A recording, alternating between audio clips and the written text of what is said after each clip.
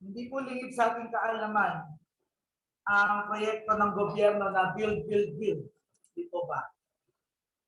Ang aim po ng proyekto ito ay to increase more and more yung connectivity ng bawat mamamayang Pilipino by building roads and infrastructures na magko-connect sa kanila. Nandyan yung Calax, Cavitex, San Fernando to La Union Road, parating yung LRT4, etc., etc. It is to increase more and more the connectivity ng mga Pilipino. Pero sa Bible, merong tinuturo ang banal na kasulatan tungkol sa pag-increase. Ito ay ang pag-increase ng pagmamahalan sa bawat isa at pagmamahal sa Diyos ng bawat believer. To increase more and more in love. Ito po ang ating tutunghayan ngayon sa ating pag-aaralan. Sa quotation by Henry Drummond, ang nagpapakita ng paglago ng isang Kristiyano. At sabi niya rito, ito, contemplate the love of Christ and you will love. And you stand before the mirror, reflect Christ's character, and you will be changed into the same image from tenderness to tenderness. Sabi nga ng great father na si Augustine, si Saint Augustine, sabi niya, how shall we become lovely? By loving Him who is ever lovely. Ang ganda ng katotohanan yun.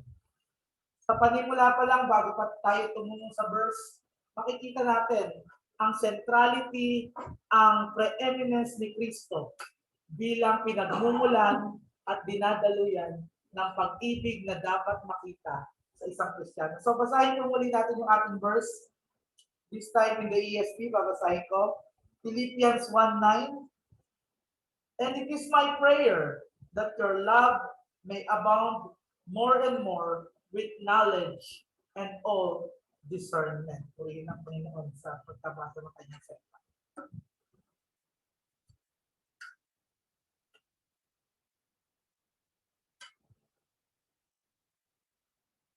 From the Reformation Study Bible, makikita po natin dito na ang mga kinakausap originally ni Paul dito ay ang mga taga-Pilipos. Kilala niyo ba yung mga taga-Pilipos? Ang capital ng Philippi, ito ay capital city ng Macedonia. And alam natin kung ano ang report ni Pablo tungkol sa mga Macedonians.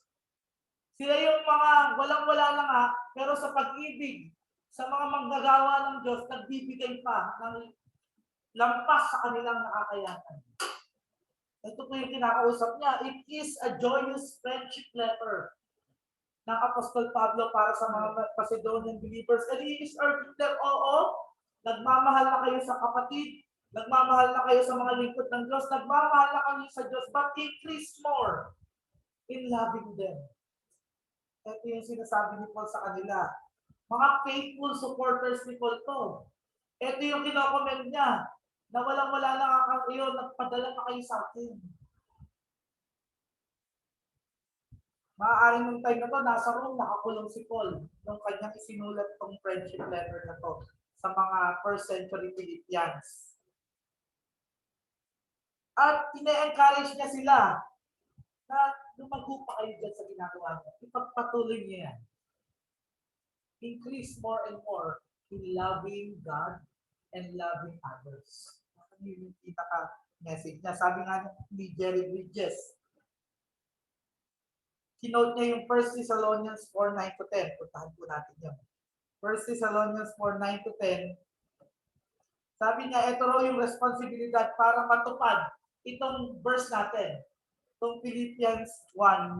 So, basahin ko po. 1 Thessalonians chapter 4 verses 9-10. Ito yung sinasabi. Ngunit tungkol sa pag-iibigan, ng magkakapatid ay hindi nyo kailangan na kayo'y sulatan ng sinuman, sapagkat kayo man ay tinuruan ng Diyos na mag-ibigan sa isa't isa. Verse 10, at katotohanang ginagawa ninyo ang gayon sa lahat ng mga kapatid na nasa buong Macedonia.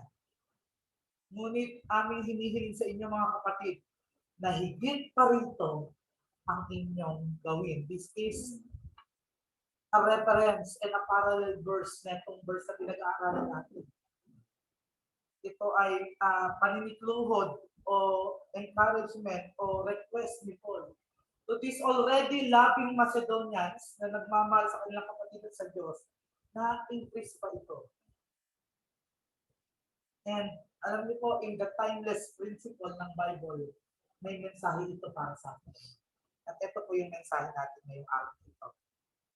We can abound in love more by being transformed through the illuminated word and by praying for it to be applied in our daily life of obedience.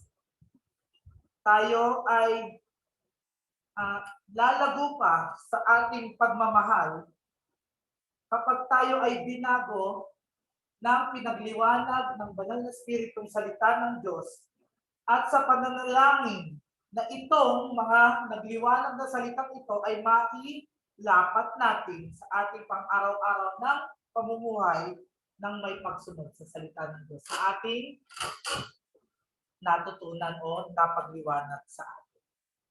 Mula po sa mensaheng ito, dalawang pahayag po ang ating tutunghayan. Una, we can abound in love more by being transformed through the illuminated word. Sabi ko nga po sa inyo, ang sinusulatan ni Paul dito, in taking note of this statement, is mga believers sa Macedonia. Mga Philippian believers. Kaya makikita natin, yun agad yung pinaghuhugutan, salita ng Diyos. Kasi Paul knows that they are already believers, meron ng Holy Spirit na nakadeposito sa kanila at naiintindihan nila yung sa salita ng Diyos. At yun ang panitod niya, be transformed doon sa iniintindi nyo. Doon sa mga knowledge na natututunan nyo, sa pinagliliwanag sa inyo na salita ng Diyos. Balik po natin sa lagi natin pinag-uusapan. Paano mapapakita ang pagmamahal sa Diyos? Pagsunod sa kanyang mga salita. This is how we grow more in love. We grow more and become transformed by the Word of God na nagliwanag sa atin sa biyaya ng Banal na Espiritu. Dati hindi natin maintindihan yun, lalo nung hindi pa tayo ligtas. Wala tayo pakailan sa Kristong yan. Marami akong gagawin, marami akong gusto sa buhay ko, wala akong time for church, wala akong time. Ang kukorning ng mga Kristiyanong yan, itanama ko dyan. Pero nung tayo na nakaligtasan, nakita natin ngayon, teka, may kinalaman pala sa akin yung Kristo na yan. Siya pala yung tagapagligtas ko. Kung wala pala yung paggawain niyang pagliligtas sa krus ng Kalbaryo, sa impyerno pala ako tutulog. And then, sinasabi doon, kailangan ko siyang panampalatayaan. Magsisi at manampalataya ako. At siya ay maging Panginoon ng aking buhay. Bilang Panginoon, kailangan ko siyang sundin. Hindi naman siya nabulong sa akin, pero may iniwan siya. Ano yun? Yung kanyang salita. Sa pamamagitan ng pagsunod ko sa kanyang salita, minamahal ko siya. Lumalago ako sa pagmamahal. Hindi lang sa kanya, kasi ang tinuturo niya kasi sa kanyang salita, mahalin ng iba. Napakaganda ang katotohanan.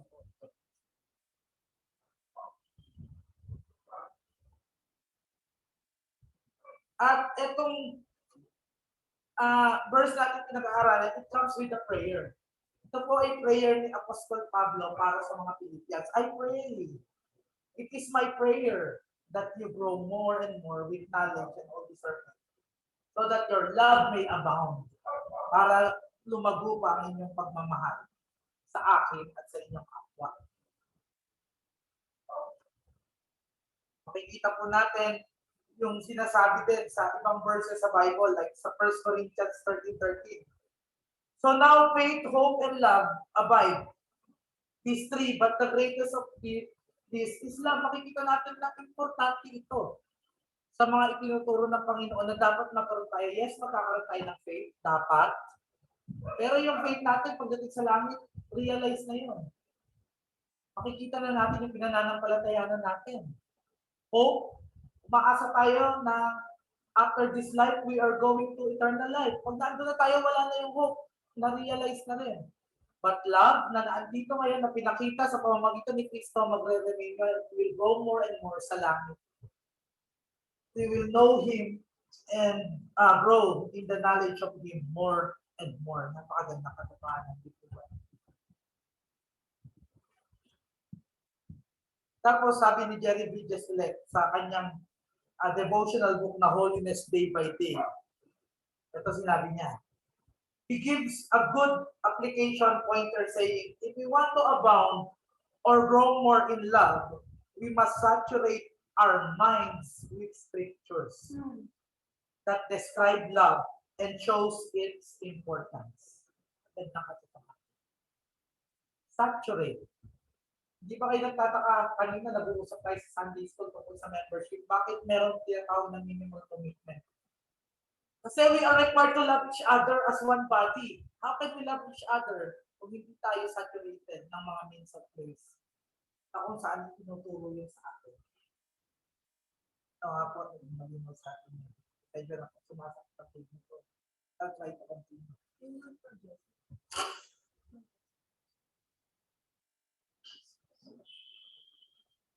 Ang punto po dito, kinuha ko sa panulat ni A.W. King. Ang pangailangan sa pagmamahal na dapat lumalago through real knowledge. Hindi sa human knowledge lang kung paano magmahal. Alam natin, pag human knowledge lang yung pagmamahal, it is superficial and selfish. Kasi mahal na natin talaga yung sarili natin. And yung pagmamahal sa kapwa, sa katuruan ng tao, is learning to love yourself. It is the greatest love of all. Hindi po yun yung tinuturo sa atin.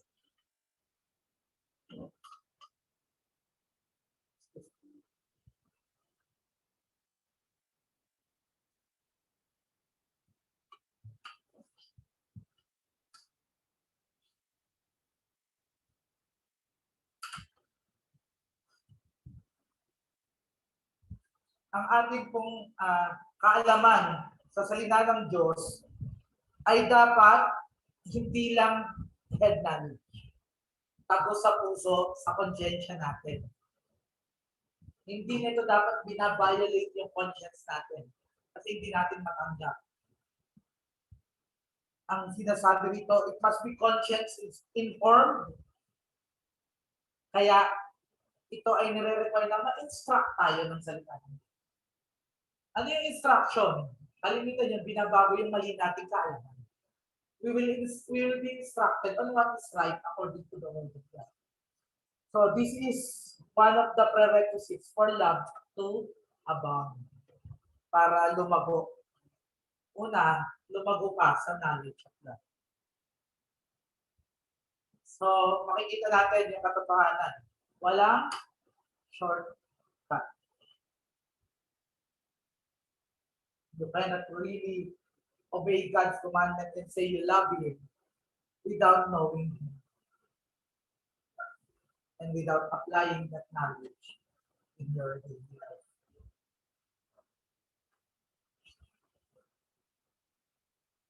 Ilang taon na nakalilipas, isang professor ng Johns Hopkins University ang nagtanong sa isang graduate na sa university ng ganito.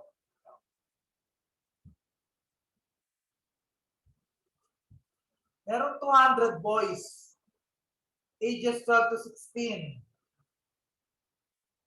I-research natin yung mga background nila. Family background nito. At ang reason nito ng Johns Hopkins University para ipagawa ito sa mga graduate nila ay para ma-predict natin yung future nila. Research natin. Ito yung pinanggalingan, ano yung hinaharap ng mga batang ito. Yung 200 na batang ito. The conclusion reached by the graduate students was that 90% of those research would spend time in jail.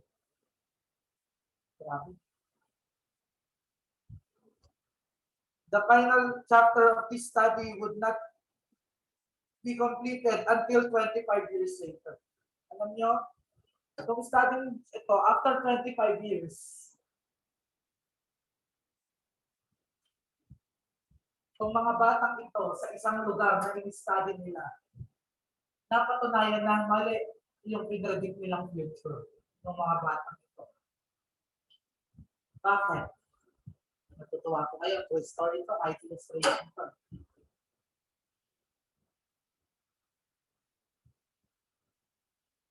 Yung 180, may trabaho, maayos ang pamilya. 4 lang yung nasa jail. Inalam na nila ngayon kung bakit nagkaganon. Kung bakit ganun yung naging resulta ng study. Based sa kanilang family background, dapat nasa jail sila. Sorry, hindi ko kayo. Sorry po. Sana pa magpapamanin ninyo ako. Sobrang stress ng aking muscles.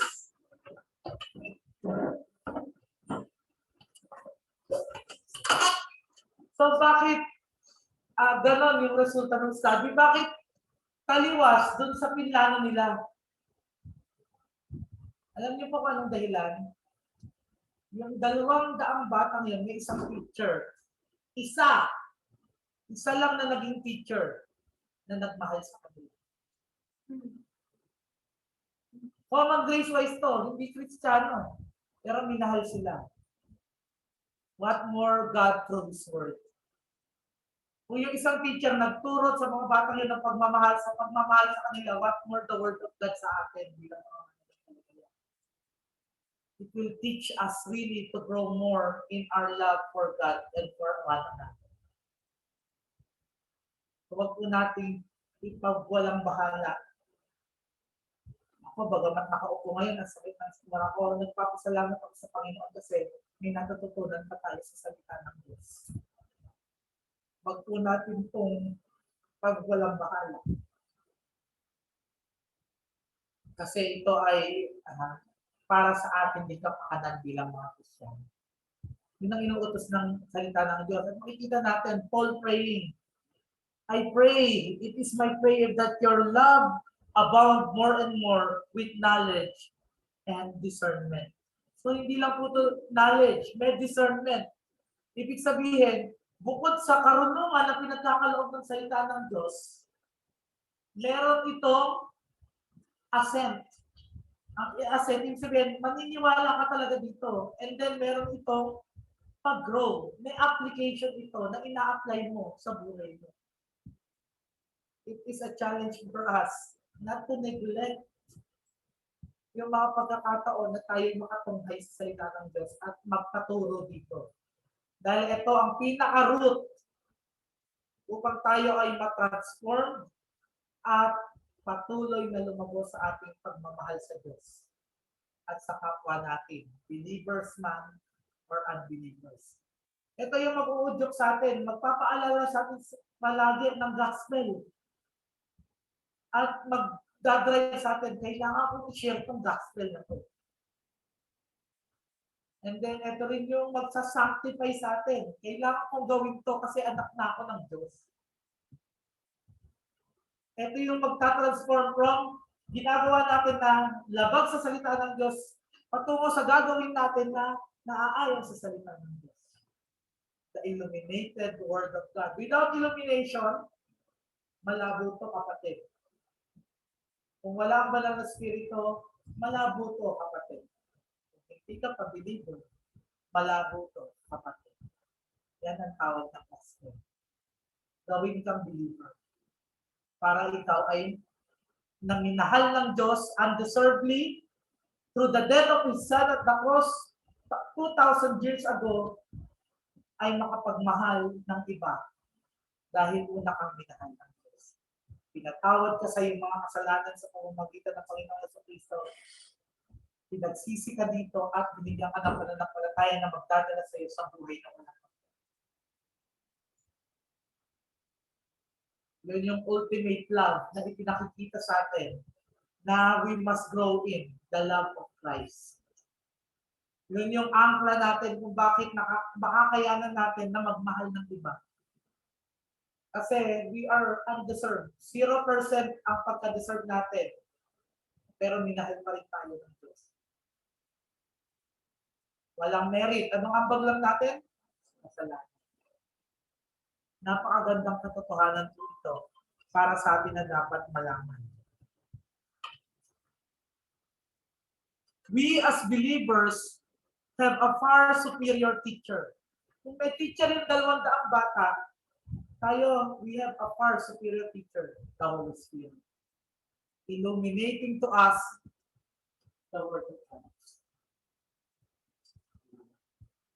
Na sa hindi believer, kaya niyang maintindihan knowledge lang, sa ulo lang, pero hindi tumatagos sa puso at sa konsensya. It is the job of the Holy Spirit. It illuminates Scripture to us, transforming us into people abounding in love as we gain knowledge and discernment. So, lapat po natin to. This should prompt us to deliberately. Alam niyo po yung salitang deliberately?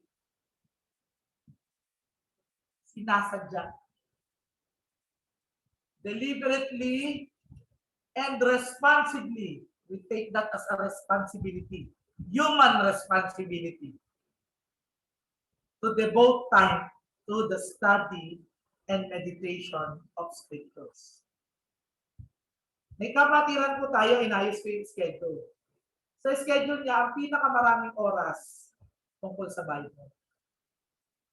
Reading the Word of God, devotion, etc. Kasi yun po yung talagang mahalaga. We must devote our time to the study and meditation of Scriptures, wherein the Holy Spirit works in illuminating us with His precious truths that will enable us to act lovingly towards others, and by doing so, glorify God as we obey His commandments.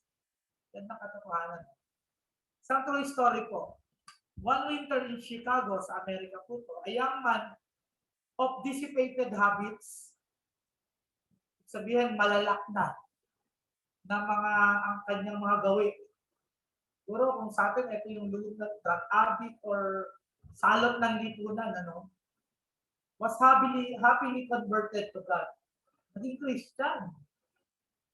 His life was so radically changed that not a soul who knew him doubted the depth of and genuineness of God's work of grace in his heart. Sobra kasi siya tindi dati na salot ng lipunan, kaya walang duda. Nung nagbago siya, kitang-kita nung nakapalibot sa kanya. Na totoo ang nangyari sa taong yan. May nangyari sa kanyang pagbabago. He lived like a Christian for many months. One stormy evening in November, after business hours, he was on his way home when he was delayed by an open drawbridge. Merong bridge na yung tumataas na ganun para may magpas na barko or ship. So, na-delay siya pag-uwi kasi naandun siya sa harapan ng open na drawbridge. A large, brilliantly lighted pub,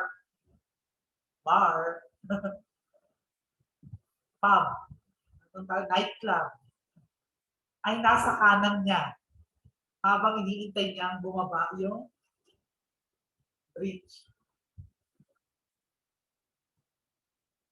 Hindi niya nakayanan buksan. Nag-inom siya doon at nalasing.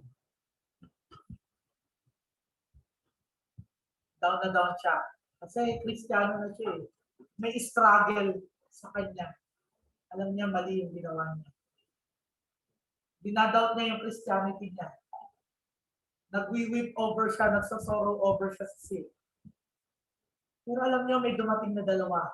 Kasamahan niya doon sa bagong church. In-encourage siya. Kinuha siya, inilabas siya doon, at in-encourage siya. It's okay. It's okay, kapatid. Papatawarin ka pa rin. And from that time on, lalong nabago yung buhay niya.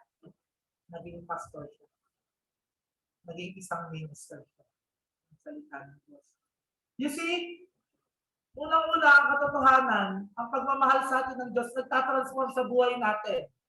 Nababago tayo, we sorrow over sin, we do what is right. Pero, accepted ba tayo with our remaining sin? Hindi. But when we fall, gumagamit ang Panginoon, even ng kapatiran. Kaya nga tayo may membership eh. Magpalakasan kayo sa isa't isa. Magpanalanginan kayo. Mag-encourage kayo. Mag-correct kayo sa bawat isa. Ginamit ng Panginoon ang mga taong ito.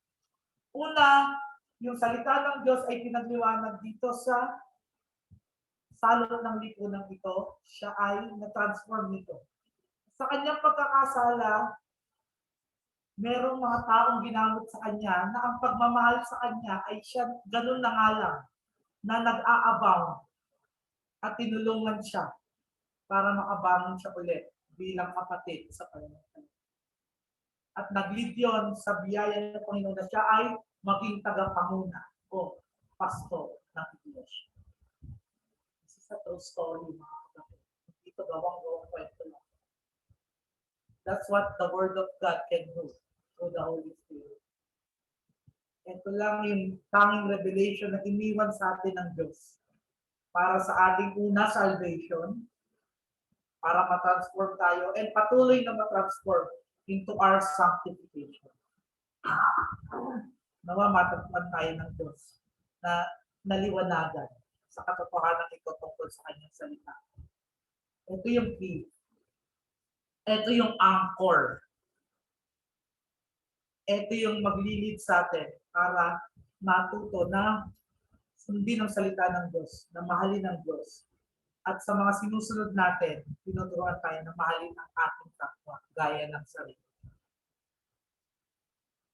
This is a kind of love na hindi selfish. Kung hindi nagdi-increase, kung hindi nagbibigay ng othership, kung hindi iniisip ang kapakanan ng iba bago ang sarili. Ito ay kabaliktaran na itinuturo ng mundo, makasalanan na ating ginagawa bilang makasalanan. Pero mayroong biyaya ng discernment at knowledge ng salita ng Diyos. Pangalawang statement po, we can abound in love by praying for the illuminated word to be applied in our daily life of obedience. Una, there is a personal responsibility for us to pray for our sanctification, for us to abound in love. And then we can also pray this for each other. Bakit nyo ba pinagpe-pray yung kapwa-kapatiran nyo? Bakit pinag-pray request na pag-pray nyo po na lumago ako spiritually? Ito ay pagpapakita ng pagmamahal sa kanila if you pray sincerely to God for that for them. Kaya tayo may prayer meeting. Kaya ayaw kong ipamiss sa inyo yon. Hindi ako ayaw. Sabi ng salita ng Diyos, magpanalangin na kayo at magpalakasan sa isa't isa. This is also a way for God to increase your love for Him and for one another. We can abound in love more by praying na yung salita ng Diyos ay magpalago sa bawat isa, una sa sarili mo at sa bawat isa spiritually. And sa unbeliever, anong connect nito? Let's pray for the Word of God to umepekto sa kanila for them to be saved. Na mangusap sa kanila ang gospel. Na magbunga ito ng kaligtasan. Hindi pumasok sa utak, sa tenga, lumabas lang sa kanila. Yun po yung privilege mo kung ikaw ay mananampalataya. You can now pray effectively and by God's grace para mai-apply sa pang-araw na pamumuhay mo, individually, and others na pinagpe-pray mo ang isang buhay na may pagsunod at meaning may pagmamahal sa Diyos at sa kapwa.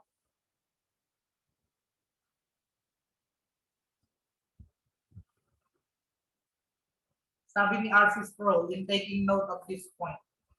Thus, when Paul prays for the love of the Philippians to abound with knowledge and all discernment, he asks not only for the Philippians' knowledge about the Lord to increase, but also for their relationship with God to be deeper. Kaya nga, to grow more in knowledge and discernment. Yung discernment, yun yung nagpapakita ng palalim.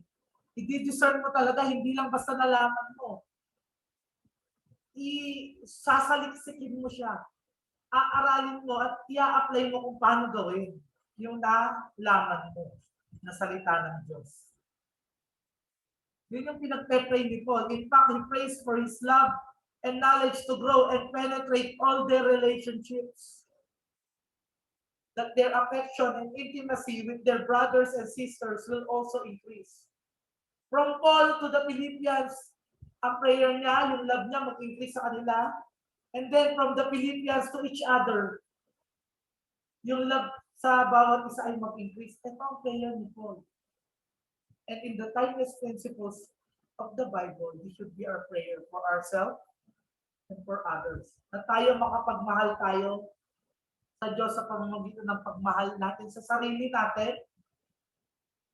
Mahal nga natin yung sarili natin eh. Kailangan ipag-pray natin na, Lord, maawa ka sa akin na patuloy akong nakakapit sa iyo.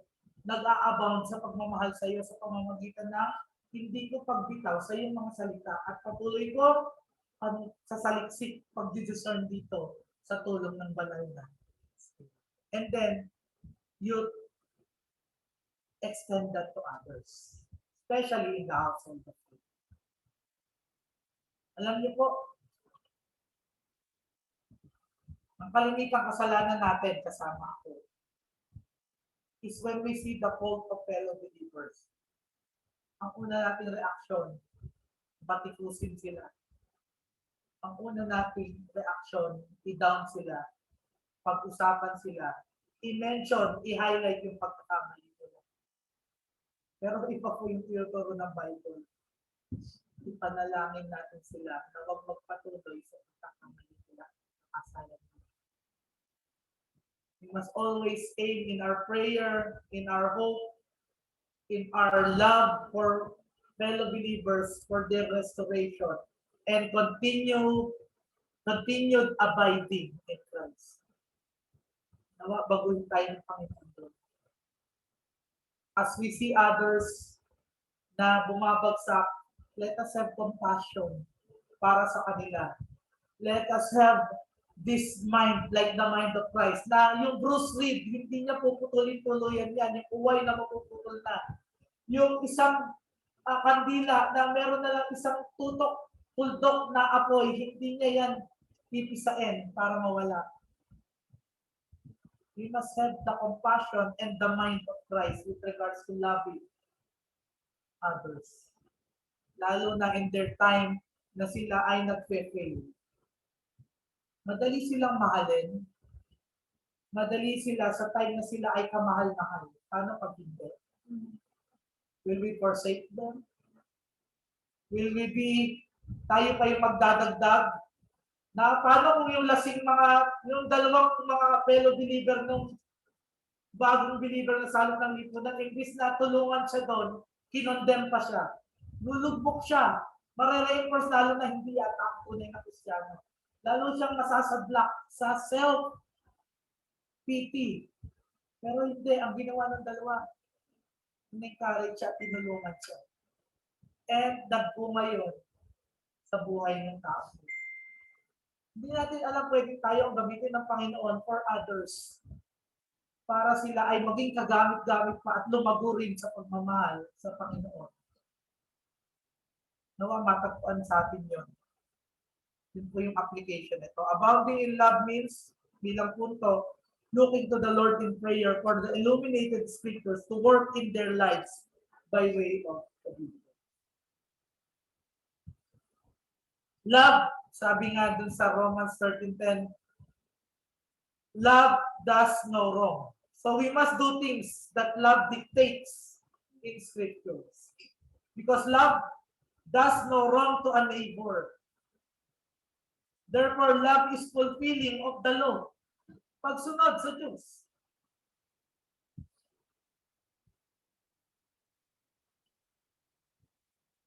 We must meet our neighbor's need and forgive our neighbor's wrong against us. Ito ang panalangin ng Panginoon Jesus sa krus ng siya'y nakabayubang. Father, forgive them, for they know not what they do. This is Jesus in perfect love for his enemies. Showing perfect love for his enemies. And yun yung command sa atin. Love your enemies. It's easier to love your friends. It's easier to love those na kamahal-mahal kasi tama yung ginagawa nila. Pero ang challenge natin, paano pag mali na yung ginagawa nila? Paano kung sinasaktan na nila tayo? Will we still love them? Let us see Christ as our ultimate example. He loved his enemies to the point that he died for them on the cross and saved them.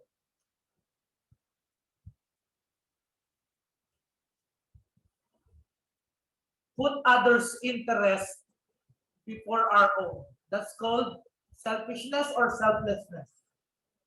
Selflessness. Kasi yung put my interest before others, that's selfishness. But we are tasked to be selfless. And we must reach out and embrace our brother in Christ. Encouragement and genuine care and concern.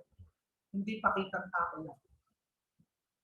Hindi dahil may gusto ka lang sa kanya na gawin niya para sa'yo. May pabor ka lang. Or dahil gusto mo lang makita ng iba na mabait ka sa kanya. It must be with genuine care and concern. We pray for one another. We support each other. Dito pa lang makikita niya siguro sa pagtuturong to, yung ka-importansya ng membership din. Because doon tayo kukuha ng support to. At doon din tayo pwedeng sumuport sa mga kapatiran ng kabahagi natin bilang isang kalipunan ng pananampalataya. Na bumubuo ng isang iglesia kagaya ng Valley View, in particular, or isang grupo, isang mission group kagaya ng GBC dito sa lugar. Isa po ulit true to life case. The great blind, bulag po to, preacher, George Matheson, adequately grasped the idea of Paul when he wrote, Christian love is the only kind of love in which there is no rivalry, no jealousy. Bigat ah. Pero ang minamention niya kasi dito, true Christian love. Eh dahil makasalanan tayo, sometimes we're fake. Sometimes we're unloving. Sometimes we fail to love. All the more we need the illuminated scriptures para wag tayo kumilos sa sarili nating diskarte. Kasi once sa sarili tayo we will not love the way we should love. Ito, sabi ni George Matheson yan. Sabi niya, there is jealousy among the lovers of art. Remember the story of Mozart and yung Italian na ano din magaling din sa music, nakalimutan Scagliari ba? So magaling sila sa music, sa art, sa pagtugtog ng piano, grabe yung selos. Kasi natural yung talent ni Mozart, tamad mag-practice, pero pag tumugtog, mas magaling sa kanya. Salieri. Mas magaling sa kanya si Mozart. Grabe yung jealousy niya. Wala daw dapat ganun sa Christian. Kahit ng jealousy. Kung may umaangat, ipag-pray pa natin na Huwag siyang pabayaan ng Panginoon. Suportahan pa natin yung umaangat sa atin bilang mga mananampalataya. Jealousy should not be found among us. Envy should not be found among us as brothers. That's how we show our love. Instead of being envious, instead of being crab mentality like normal Filipinos, lagpasan natin yung kultura ngayon. Lagpasan natin yung pagkakamali at kasalanan ngayon. Instead, let us pray for them. Na-increase pa ng Panginoon yung galing nila for the benefit of the church. Kasi, on the part of a follower, ang bilis maging jealous sa fellow follower mo na uma-advance in their faith, lalo na sa role nila sa church. As a leader, ang bilis maging jealous sa isang nililid mo na pwede kang matapatan. But no. Tandaan nyo, sa leaders pa lang, ang ideal sa Bible is plurality of elders. Now, why would you not desire, why would you be jealous of someone na iniaangat ng Panginoon para gawin yung ideal sa Bible? Nakita niyo po yung pino-point out dito ni George Matheson. Sinabi niya dito, there is jealousy among the lovers of song. There is jealousy among the lovers of beauty. May tanda nga ako istorya. Alam ko rin to. Mirror, mirror on the wall. Who is the fairest of them all? Grabe yung jealousy, di ba nung way na? Kala nyo, fairy tale yun, nangyayari sa totoong buhay yun. Doon nakilala yung Pilipino eh.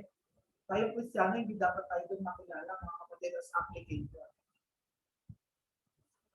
We must be someone na hindi jealous or envious.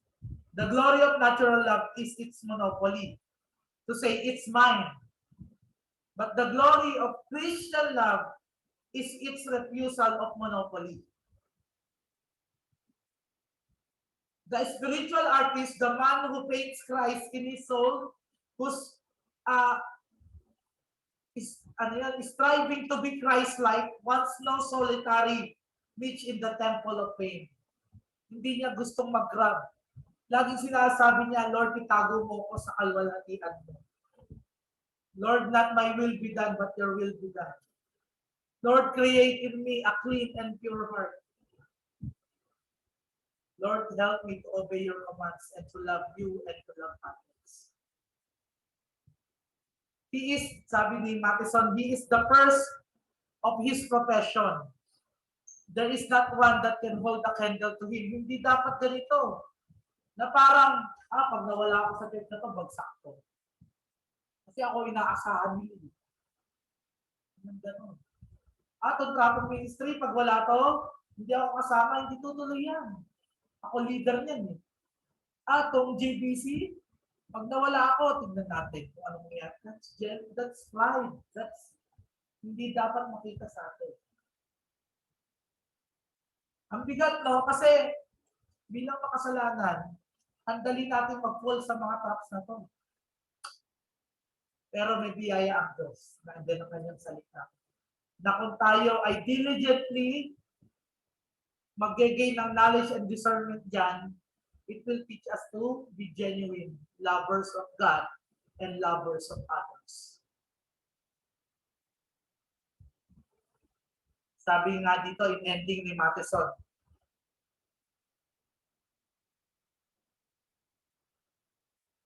thy brother is coming up the ladder. Thy brother will share the inheritance with thee.